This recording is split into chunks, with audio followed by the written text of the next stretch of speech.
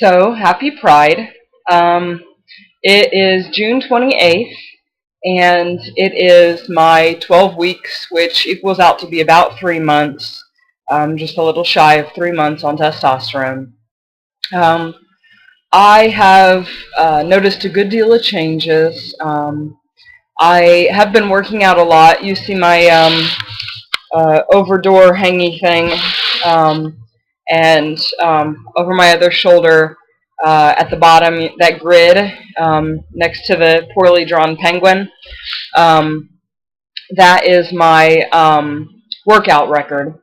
Um, the magic markers there are my color code for the days that I've walked, the days that I've worked out, and things like that. I started that while I was on vacation a couple of weeks ago, and it's been a really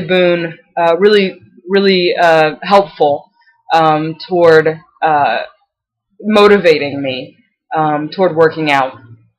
Um, in this last month, I've noticed a big increase in my muscle structure, especially across my back, my upper shoulders, and in my arms. Somewhat in my arms, but my arms have been slowly, steadily growing over the last 3 months. Um, and so I've been pretty happy with the changes that I've been seeing. Um, Over vacation, I gained about 6 pounds, and I've dropped off all of that, plus a little bit more. Um, I am back down. I had gained 10 pounds of weight, about part muscle, part fat, in the first 2 months that I was on testosterone, the first 10 weeks or so. And I am back down under the first 10 pounds that I gained. So I've now gained only like 8 pounds or 6 pounds or something like that. So I'm closer to my start weight than I was. I'm also my body fat percentage has it had stayed stable. It was about 33%. And now it's down to about 32%. So the weight that I've lost has all been pretty much consistently only fat and not muscle at all. So not only did I gain uh, some muscle while I was gaining weight, I also, when I lost weight, I only lost fat. So that also is a big positive. Right now, I am at 50 milligrams once a week on Thursdays, um, and I'm taking that still in my arms, and doing pretty good with that. I increased that last week. I was looking at the original script because I wanted to see where my doctor would have me. He would have me right now double that dose. So I'm doing pretty good with the changes that I'm seeing. The other big news, which if you follow me on Facebook, if you follow me on Tumblr, if you follow me pretty much anywhere except my YouTube, then you know this already. But I came out to my boss last night.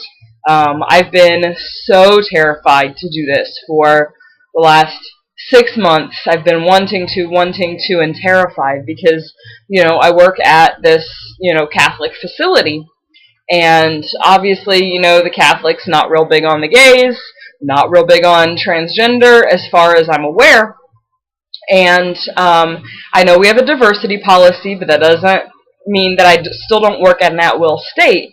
And whether or not they like me there, which they do, my reviews have only gotten more and more positive the longer I work there.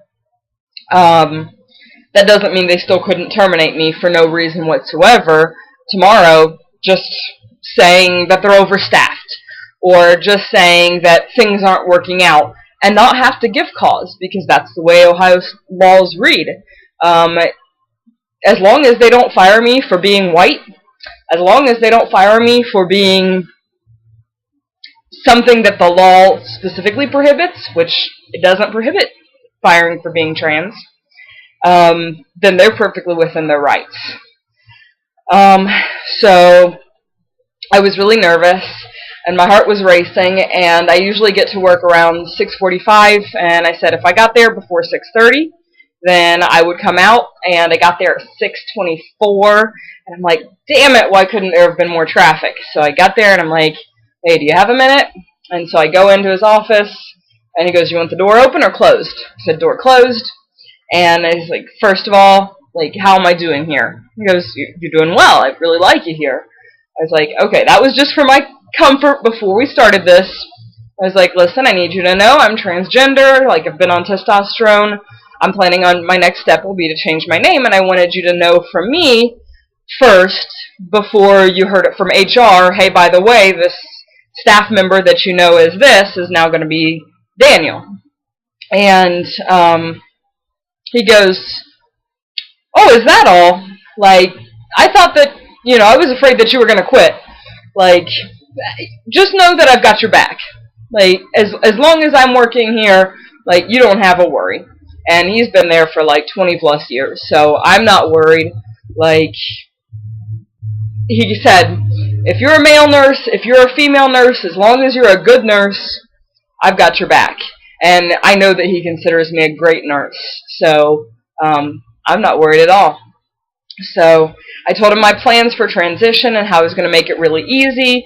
I wasn't going to push gender on anyone because, whether I'm a guy or whether I'm a girl is completely irrelevant to my role in the 12 hours that I'm providing professional nursing care to my patients. So if they call me she, if they call me he, I'm not going to correct people. And as I transition further and further, then, I assume that the strike percentage is going to get higher, and I'll get misgendered less and less. I told him I intend to stay clean-shaven, and just make things easier. And I understand that working in a female-dominated role, I'm going to get misgendered a lot. I told him that I plan on leaving my original name on my name tag, which is a unisex name, and just let it go from there. And he's on board with it 110%, and I couldn't be happier. Other changes. I'm having to shave about once a week because I've got enough stubble that's got some color now that it just looks a little bit funny. Like, I could get away with it. Like, I don't have more stubble than, for example, my mom, or like some women with darker complexions that have a little bit of facial hair, but I'm very, very fair. I've never had any kind of facial hair or any kind of coloration to my facial hair. And so for it to suddenly sprout up over the last couple of weeks or the last month or so, it looks funny. And so I could get away with it for someone who never knew me, but for someone who knows me, it looks a little funny. Let's see. The appetite thing, it comes and goes. The libido thing, it comes and goes, but it's been pretty revved up lately. There's been days that I couldn't fall asleep for a couple of hours because I couldn't get that managed. The acne has gotten a lot better. I've gotten into a good routine with skincare. I'm not really having to use a whole lot of other like ointments and acne treatments and things. The soap that I'm using has got it under control. I'm using Dial. I've got some Doc Bronners on the back burner, which is really mild, so I can use it on my face. And then I've got an acne wash, or it's a facial scrub that's made with carrots, so it's got antioxidants in it somehow. It's kind of hippie, but it wasn't that expensive. And it tends to dry out my skin a little bit. You can see my chin is really kind of oily actually right now, and I just washed my face probably an hour ago. So I've got a lot of grease going, but it's not bad. But then we've had like 100-degree days, 95-degree days for last week. So I've been sweating. Another thing I've noticed is that if I eat onions at all, for the next day and a half, I smell like oniony garlic. So I've been trying to avoid onions because I don't know how unpleasant it is to someone else, but I can smell the change on me, so it's unpleasant to me. I'm assuming it might be unpleasant to somebody else. Maybe they can't smell it at all. I don't know, but I don't want to find out. I need to get a haircut. But this video is like 10 minutes long now, so I'll let you go. Thank you for celebrating my 3 months with me, and stay tuned. There's going to be awesome changes. My next step will be to head on down to the courthouse and get my name legally changed. I plan on doing that within the next month.